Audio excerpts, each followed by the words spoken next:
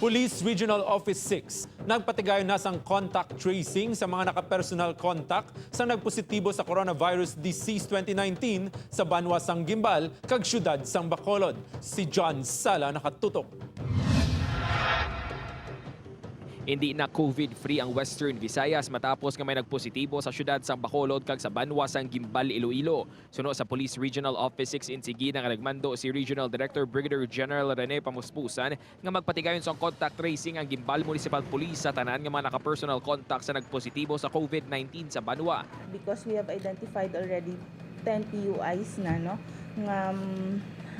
who have come into personal contact sa aton nga nagpositive sa COVID. Dugang panimalong nga malawas sa Guimbal, nag-contact tracing man sila sa barangay sang una nga nagpositibo sa rehiyon sa syudad sang Bacolod. Suno kay malong bukas man sila sa pagpakikangot sa DOH nga magpatigayon sang contact tracing. Kinpaalerto naman sang PRO6 sa mga border control sa mga malapit nga kabanwahanan sang mas hugot nga pagbantay.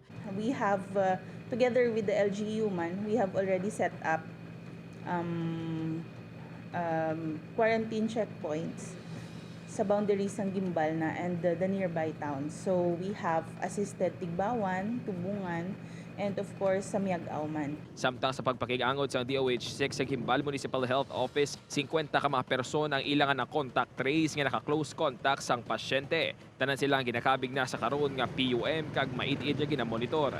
Upod kay Cirilo Renduque, John Sala, Buana, Western Visayas.